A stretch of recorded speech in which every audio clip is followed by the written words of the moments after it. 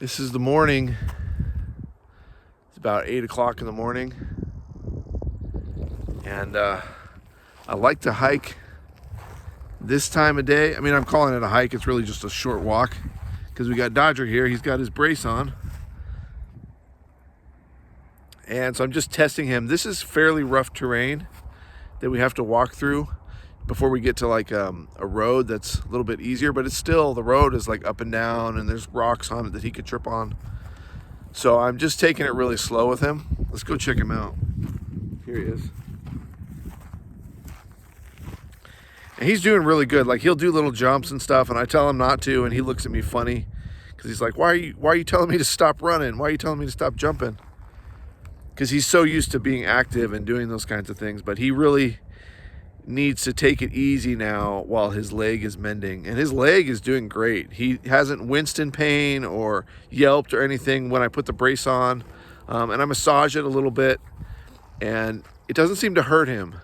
But it is like his knee or his hock, whatever you want to call it, it feels swollen, like it feels bigger than the other one. But I have to say, like, it seems strong. Like he gets around really good, and I think the brace is helping to give him some support as far as, like, if he did jump or twist it a little bit, it would hold it in place a little better. I don't feel like it's giving him more confidence as far as walking around and hiking, but I don't feel like it's making it worse for him or it's bothersome for him. He doesn't seem to mind it at all.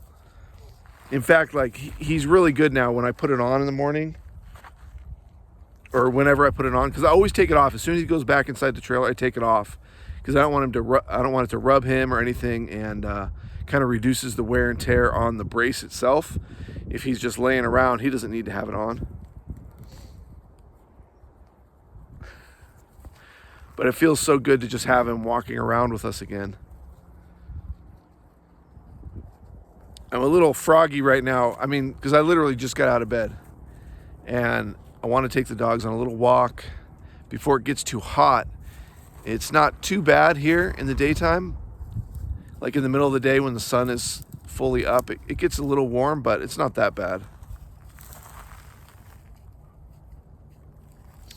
But as it does get hotter, then I think more and more about rattlesnakes, which is my main concern out here. And like when Echo does that, when he goes into the bushes, that's when I really worry. And so I have this thing, like, whenever he sticks his nose in a hole or like too far into a bush, then I tell him to leave it and he backs off. So I just don't want him digging into areas where I can't see that there's no snakes, basically. And I know y'all are gonna say, like, oh, he's gonna run into a rattlesnake, and it's true. He may someday on his own, and I'll just have to deal with that when that happens. It's my biggest fear out here. It's honestly my biggest fear. Something else, like, if he runs into a coyote or a porcupine, that's not going to be life-threatening generally, right?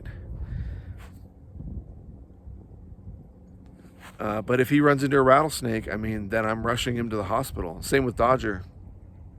Now, I have seen them interact with rattlesnakes before because we've stumbled upon a few of them in our travels. Seems like every year we'll run into one. And I suspect that this is a place where we're going to find one. It's very wildery out here, very deserty, and it's the right kind of weather right now and the right time of year for the snakes to be coming out looking for stuff.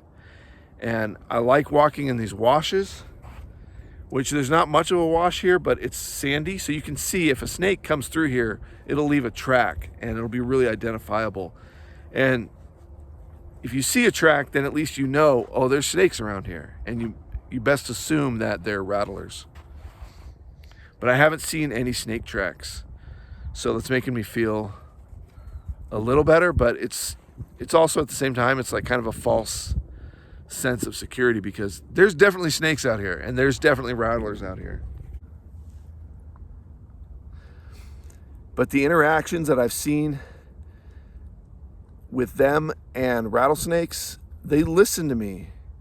And we saw a huge rattlesnake, and you can see that video if you go back a couple years ago. I think it was our first rattlesnake encounter. It was in an outhouse on the beach at the Salton Sea. That like really nasty, they call it a sea, it's just a big lake. Holy cow. The dogs just found a rattlesnake.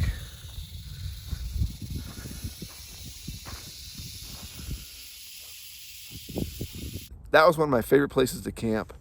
It was awesome. And I just was not expecting to find rattlesnakes out there. But the biggest one I've ever seen was at the Salton Sea in that outhouse. And Dodger found it first. And I didn't know what it was. I thought it was something leaking, like a gas leak, because it was like this hissing, this really loud, like deep hissing sound. And I thought it was something leaking. So I yelled at Dodger to back off. And he had already jumped back because of the sound. And as I approached it, oh yeah, it was a huge rattlesnake. I mean, a big one. And it was all geared up and it was rattling so loud. And in the outhouse that it was in, it was like this old beat up outhouse on the Salton Sea there. And that was just making the sound even louder and louder. That's why the snakes do that, is to warn the animals to stay back. And so to see Dodger jump back on his own, and Echo didn't approach it either once it started making that sound. He stayed back. So they just have that in them, that a sound like that, if they hear it, they should keep their distance automatically. And I mean, I literally saw Dodger step back like quickly. That's one of the incidents where I saw them react to the rattlesnake in a positive way, as far as like keeping their distance. Because that snake was ready to strike. I got good footage of it too, really good footage. I mean, it was ready to strike. It was all coiled up and geared up and ready to strike out.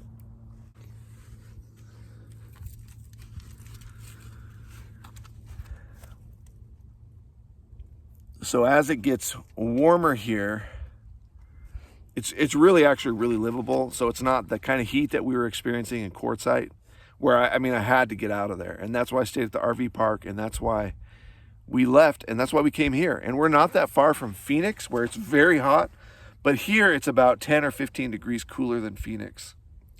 But I want even cooler temperatures, because in the middle of the day here, the sand and the dirt that you're walking on is pretty hot. It's kind of almost too hot for the dogs. So in the middle of the day, we just kind of stay inside in the shade. And I'm not running the air conditioner or anything like that. I don't even need any fans. We're kind of on top of this little hill. And so there's a nice breeze that comes through, which is just awesome. It's not dusty here.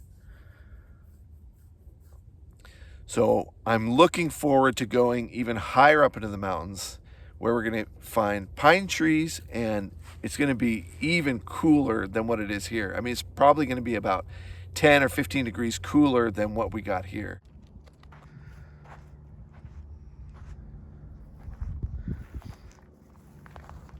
You can see how good Dodger does with his brace. And this is pretty rough terrain. So you can see that's where we're camped, right up there. So we're not that far. Otherwise, I wouldn't want him walking on this very much. And he knows the easiest path now to our trailer back and forth.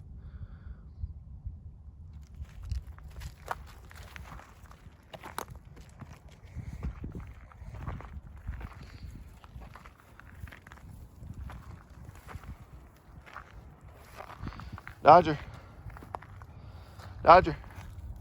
let's go back to camp. Let's go back to camp. Come on, let's go back to camp.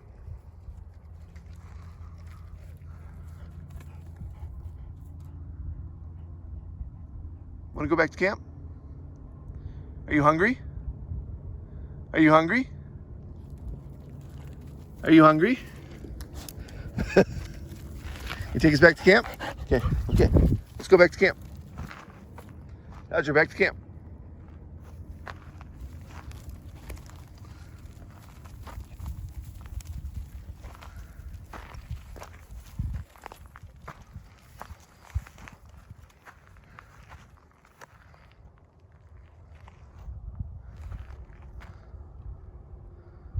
Which way are you going?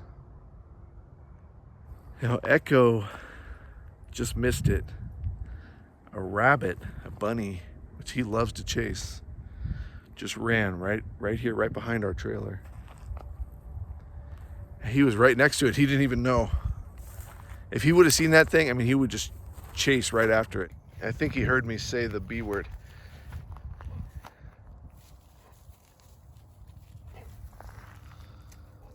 Echo, let's go back to camp.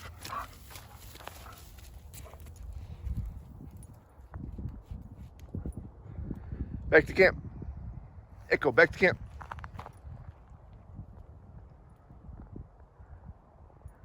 See, the bunny was like right where he is right now. And you might think it's funny that I'm so afraid of rattlers, but it's like, you know, even if the dogs are on a leash, they're covering so much more territory than just my eyes can manage, right? So I'm constantly worried about that. When it's terrain like this, that it's very hard to see everything on the ground, it's just not as fun to hike.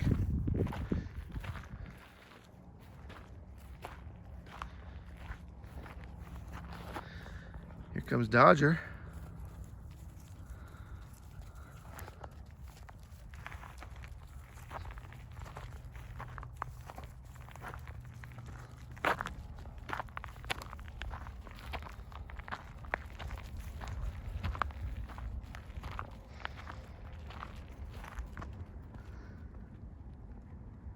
And the plants here, when you brush up against them, a lot of them have seeds that rattle, basically. Or you'll brush up against a stick that's shoved into a bush, and then that'll make the bush shake. And I'm always, you know, like, I'm always double checking to make sure it's not my worst fear. And out here, I have had a snake in the vehicle before. You can see that video. There was a snake in my engine. So I know that there are snakes out here. So when I get back to the rig, and every morning I check under the rig, I do my snake check, because the dogs will like to be out here sometimes. They haven't been wanting to stay outside that much here, but a lot of times they will. And so I always have to just double check. I just check under here.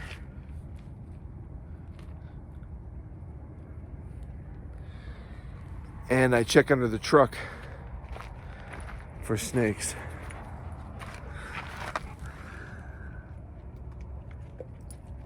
Because from what I hear, they will rest under your vehicles to stay out of the sun when it gets super hot. Echo, get it. Get it. Get it. Get it. Echo, find it. Echo, find it. There's something under there? Get it. Echo. Get it. Get it. Get it. Yes, get it. Get it. Find it. Get it.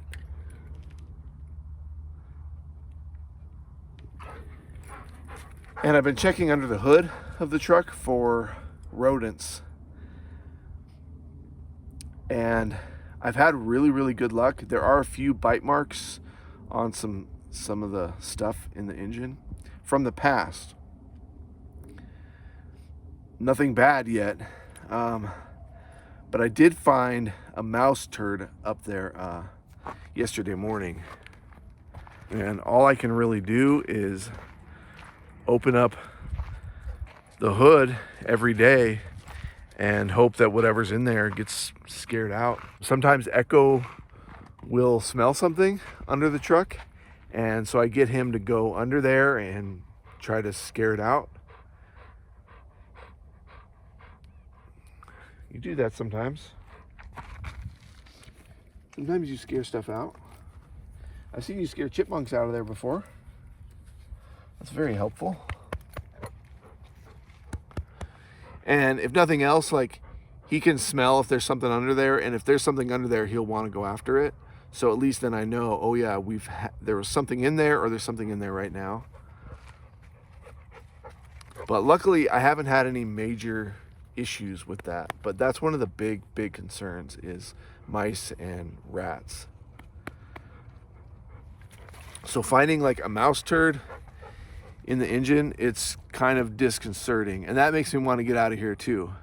Because now I know, like, if I stay here too long, then they're going to make a nest in there somewhere. And that's going to be a problem. I think we're fine here for like a couple more days, and then I'm going to hit the road. And we don't have that far to go, and we're going to have much cooler weather than it is now. I'm not complaining about this place. This place is awesome. But the hiking will be better because there's no, I mean, when I say there's no rattlesnakes there, that means I've never seen any. I've never seen any signs or heard of any up there. I'm sure there are rattlesnakes up in the higher elevations, but I think there's a lot less, and the weather's so cool right now up there that we're not gonna have any issues with it. I feel completely safe walking around there compared to a place like this, which is just like prime rattlesnake territory with all these rocks and tons of bushes, and there's very few people out here and very few vehicles, and there's a lot of rodents. I can see the rodent tracks in the wash.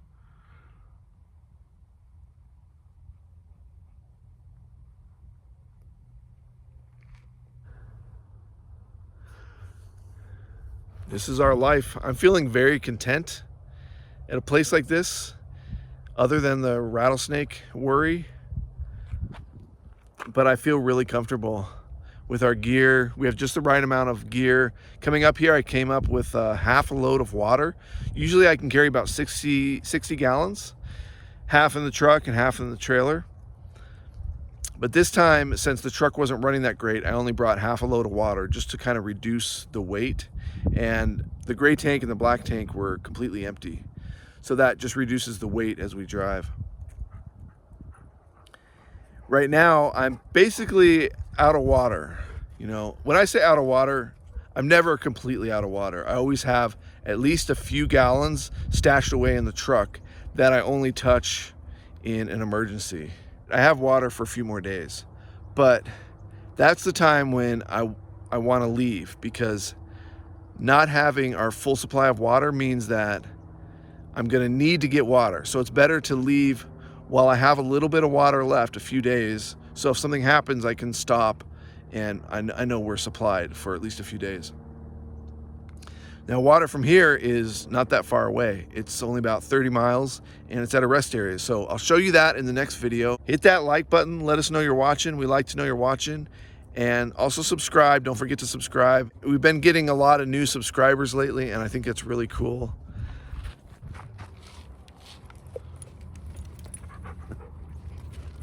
You're a good dog. You are a good dog. You're a good dog. You're a good dog. You're a good dog. Dodger, come here. Come here. Dodger, come.